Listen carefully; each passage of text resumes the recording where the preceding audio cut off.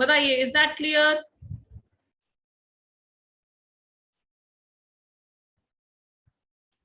Undisputed dues के case में regularity बताएंगे, आउटस्टैंडिंग ड्यू तो बताना ही है कि कितना आउटस्टैंडिंग है, इररिस्पेक्टिव पीरियड कितना ओवरड्यू हुआ है, और अगर पीरियड ओवरड्यू 6 महीने से ज्यादा हुआ है तो उस पर्टिकुलर ड्यू का नाम एंड पीरियड कितना ओवरड्यू हुआ।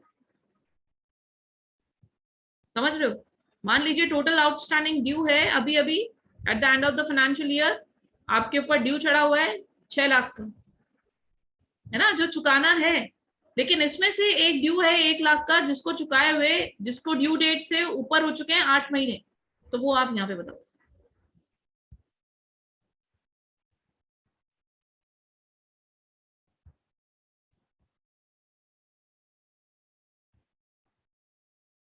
केस स्टडी इसकी, केस स्टडी तो करवाते हैं, चलो करवाएंगे, एक बार ये पूरे पॉइंट्स क्लियर करेंगे। चलिए, फिर आता है default in repayment of date.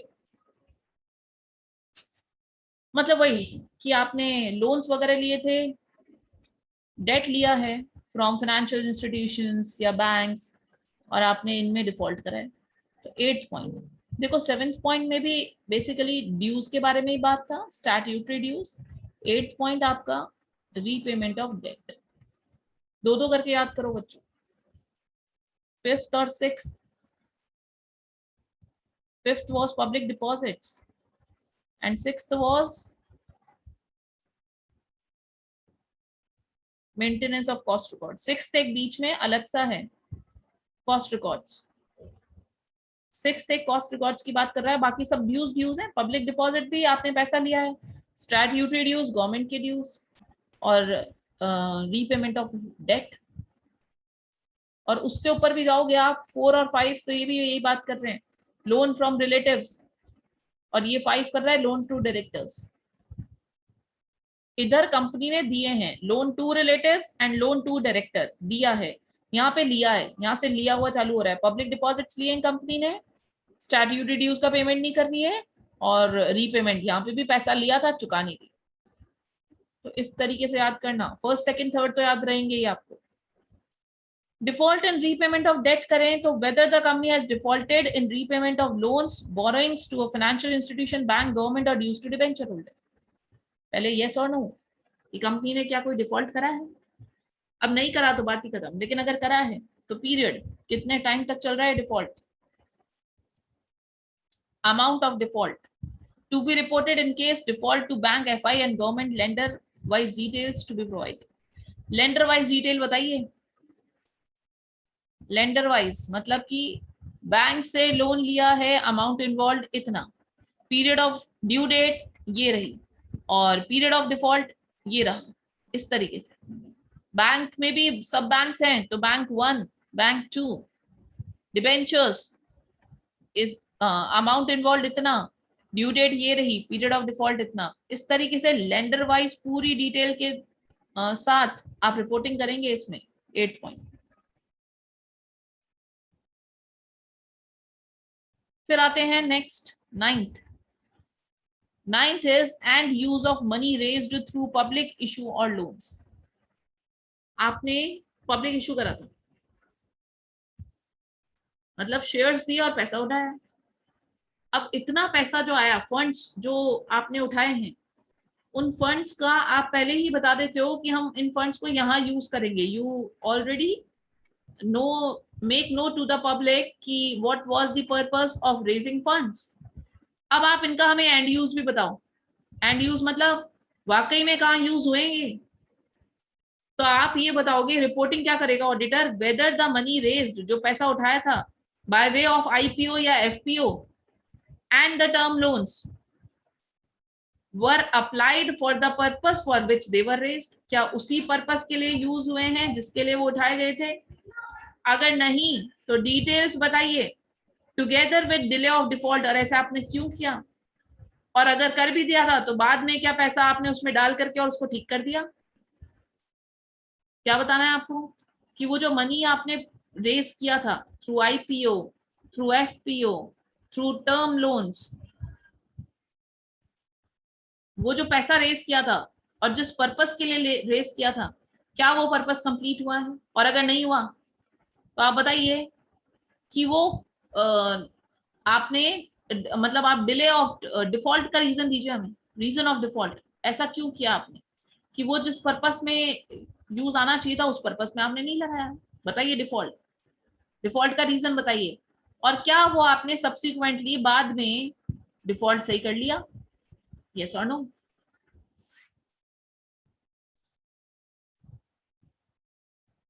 Report of fraud, 10th point में फ्रॉड रिपोर्टिंग है, 143 subsection 12, whether any fraud by the company or any fraud on the company by its officers or employees has been noticed.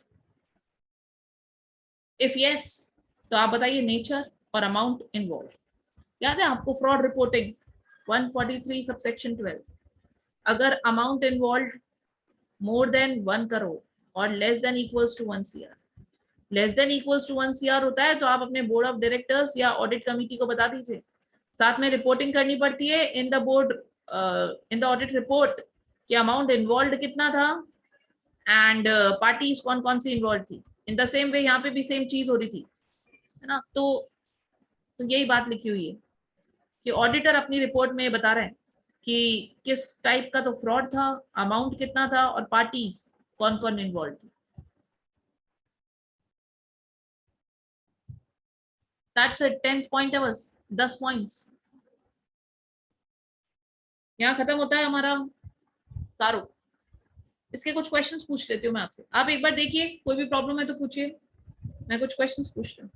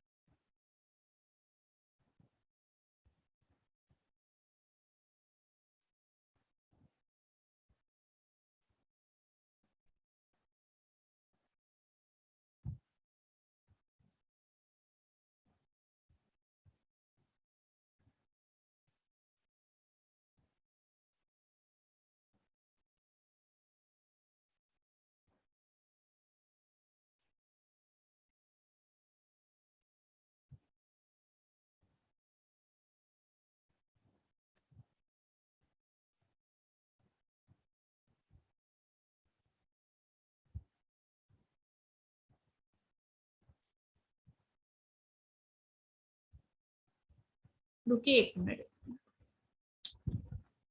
एक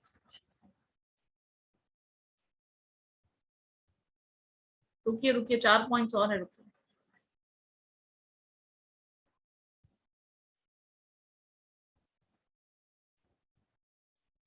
16 points है, 6 points और बच रहे हैं, hold कीजिए। बड़े ही इजी इजी से पॉइंट्स हैं, आप खुद भी कर सकते हैं, लेकिन एक बार चलो रीडिंग करवाई देते हैं।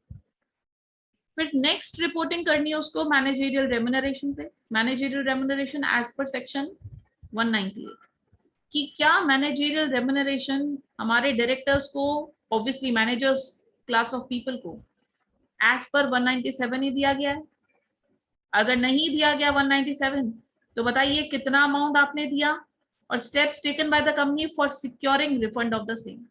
आपको याद है रेम्युनरेशन अगर ज्यादा दे देते हैं गलती से, अगर 197 के अकॉर्डिंग नहीं दिया और आपने एक्सेस दे दिया तो उनसे रिफंड भी मांग सकते हो अंडर सेक्शन 20। कौन से सेक्शन में रिफंड मांगते हैं उनसे?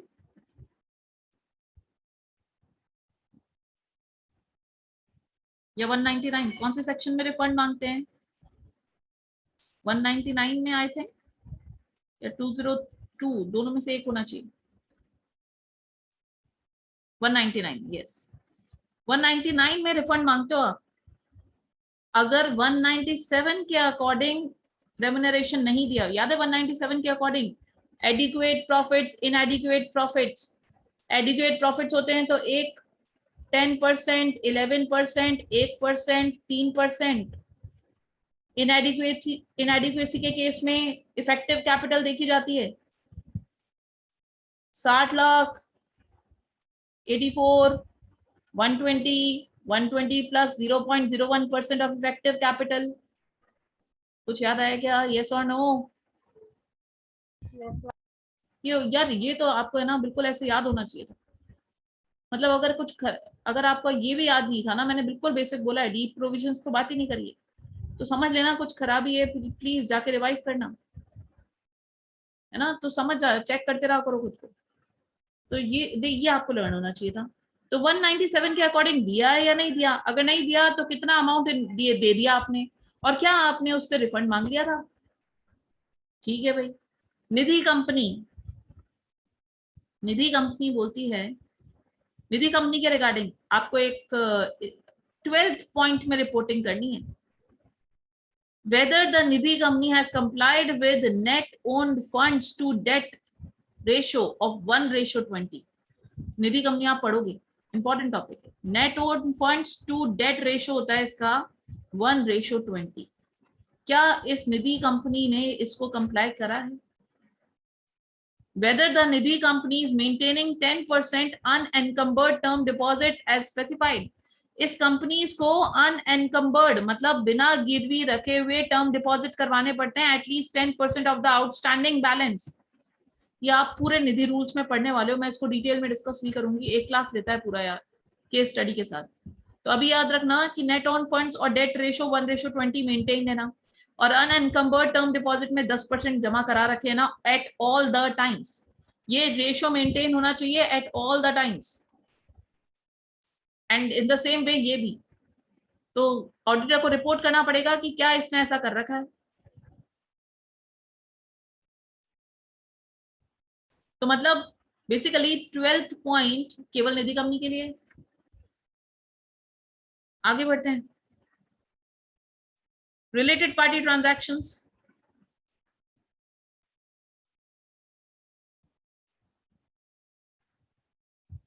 whether all the transactions with the related parties are in compliance with section 177 and 188 of the Companies Act 2013 were applicable, and the details have been disclosed in the financial statements as required by the applicable AS। ये एक second hold, section 177 नहीं आएगा, 177 नहीं आएगा। 177 याद है कि क्या है? Audit committee. ऑडिट कमिटी का काम था रिलेटेड पार्टी ट्रांजैक्शंस को देखना। अपन ने ऑडिट कमिटी को ये काम दे रखा था कुछ ना, तो बोला गया है कि आप चेक करिए कि कंपनी में जो रिलेटेड पार्टी ट्रांजैक्शंस हो रहे हैं वो 177 अकॉर्डिंग एंड 188 के अकॉर्डिंग ही हो रहे हैं ना, और डिटेल्स उनकी आपने फाइनेंशियल स्टेटमेंट्स में अच्छे से डिस्क्लोज करी है। बस ये बात। फिर आते हैं प्राइवेट प्लेसमेंट और preferential issue. Private placement, private placement होता है section 42 of the companies act. Private placement में एक क्लोजली ग्रुप ऑफ पीपल को ही ये इशू करा जाता है, मतलब पब्लिक इशू नहीं बोलते इसको, एक क्लोज ग्रुप ऑफ पीपल को ही, मैक्सिमम 50 हो सकते हैं प्राइवेट प्लेसमेंट के लोग। तो बोला गया है अगर कंपनी ने प्राइवेट प्लेसमेंट किया है तो ऑडिटर को ये भी देखना पड़ेगा क्या कि weather the company has made any preferential allotment और प्राइवेट प्लेसमेंट ऑफ शेयर्स और फुल्ली और partially convertible debentures during the year under review. क्या कंपनी ने कुछ प्राइवेट प्लेसमेंट के थ्रू शेयर्स इशू करे हैं या फिर कन्वर्टेबल डिबेंचर्स इशू करे हैं क्या? पहले यस और नो, एंड इफ सो अगर हाँ तो whether the requirement of section 42 का कंप्लाइंस हो गया है क्या? अमाउंट कितना रेज हुआ था, और अगर कंपनी ने 42 का नॉन कंप्लाइंस किया है तो बताइए वो नॉन कंप्लाइंस भी क्या क्या है। 42 में बहुत सारे प्रोविजन है प्राइवेट प्लेसमेंट करने पर। प्राइवेट प्लेसमेंट करते हो आप तो there are numerous provisions under section 42 of the companies act.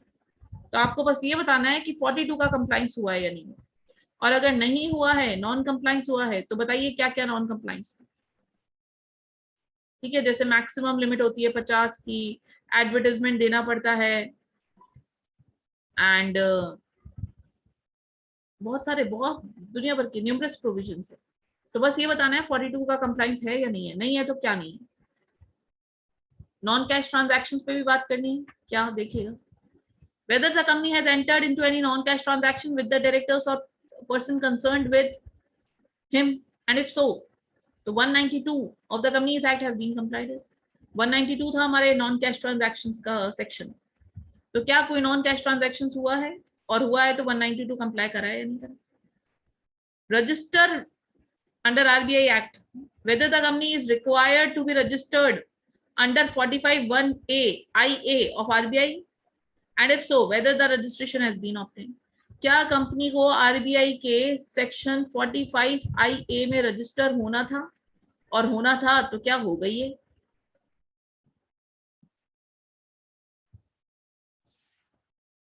That's it, ये खत्म है फाइनली। 45 सेक्शन याद करने पड़ेंगे आपको हर एक के, ठीक है। इसमें से कुछ तो बोर्ड ऑफ डायरेक्टर्स से रिलेटेड थे। आप देखो, नॉन कैश ट्रांजैक्शन, मतलब अगर आपको ये याद है कि 15 पॉइंट में नॉन कैश ट्रांजैक्शन का था, तो आप वहां से कनेक्ट कर लेना 192 हमारा नॉन कैश ट्रांजैक्शन ही था कि कंपनी क्या कोई नॉन कैश ट्रांजैक्शन करे हैं तो 192 के अकॉर्डिंग करो। प्राइवेट प्लेसमेंट इंटर का सेक्शन है 42, उसके कंप्लाइंस करा या नहीं करा। रिलेटेड पार्टी के तो एक ही सेक्शन है वैसे तो 188 याद रखना आप। 177 का डिस्क्लोजर इसलिए दिया क्योंकि अगर ऑडिट कमेटी होती है तो ऑडिट कमेटी भी रिलेटेड पार्टी से रिलेटेड हो जाती है कई बार, कि ऑडिट कमेटी से पूछ के कुछ रिलेटेड पार्टी ट्रांजैक्शंस करने पड़ते हैं आपको, तो इसलिए 177 का भी नाम लिया है यहाँ पे। निधि कंपनी 50 कौन सा पॉइंट है ये, 12th पॉइंट है, 12th। इसमें नेट ओन्ड फंड्स पे बात करनी है और अनएंकम्बर्ड टर्म डिपॉजिट्स पे बात करनी है। Managerial remuneration board of directors से रिलेटेड सेक्शन है 197, और अगर नहीं दिया तो रिफंड मांगते हैं 199 में। Report on fraud 143(12) and use of money raise through public issue, कि जिस पर्पस के लिए उठाए थे उसी पर्पस में यूज करे हैं ना, नहीं करे तो बताइए कहाँ करे, रीजन दीजिए क्यों नहीं कर पाए। आगे आए तो डिफॉल्ट इन रीपेमेंट, ये बैंक लोन्स वगैरह से रिलेटेड कॉमन पॉइंट, ये 8th पॉइंट भी कॉमन था, 9th भी कॉमन था। ये स्टैट्यूटरी ड्यूज बड़ा इंपॉर्टेंट था। 7th कॉस्ट रिकॉर्ड्स भी अभी आपने पढ़ा है 148(1), तो ज्यादा दिक्कत नहीं आएगी, मतलब सेक्शन कोट करने में दिक्कत नहीं आएगी। पब्लिक डिपॉजिट इंटर का सेक्शन था, याद रखना 73 to 76। लोन टू डायरेक्टर्स 185 याद है। रिलेटेड पार्टीज ट्रांजैक्शन के बारे में बताना पड़ेगा, एंड इन्वेंट्री और फिक्स्ड एसेट्स रिलेटेड है बहुत। सेक्शन वाइज अनएनकम्बर्ड मतलब होता है जिनके ऊपर कोई चार्ज नहीं होता, मतलब कि for example company, Nidhi company ने लोन्स वगैरह ले रखे हैं, निधि कंपनी ने पैसा ले रखा है, बहुत सारा पैसा ले रखा है पब्लिक से, है ना, तो पब्लिक से इतना सारा पैसा, अब इस पैसे को आपको डिपॉजिट करवाना पड़ता है, वो भी कौन सी, unencumbered term deposit. Unencumbered term deposit का मतलब होता है ऐसी डिपॉजिट जिनके ऊपर कोई चार्ज नहीं हो किसी का भी, क्लीन स्टेटस हो, क्लियर स्टेटस हो जिसका। मान लो ऑलरेडी गिरवी रखी हुई असेट में आपने डिपॉजिट कर दिया, वो पैसा इन्वेस्ट कर दिया, तो it will make no sense. तो आपके अनएनकम्बर्ड टर्म डिपॉजिट्स में कम से कम 10% पैसा होना चाहिए जो कि सेफ माना जाता है। बेसिकली ये है निधि कम, मतलब ये हैं सारे 17 पॉइंट्स, आई थिंक 17 पॉइंट्स, 17 नहीं 16 points, 16 points as it is याद होने चाहिए।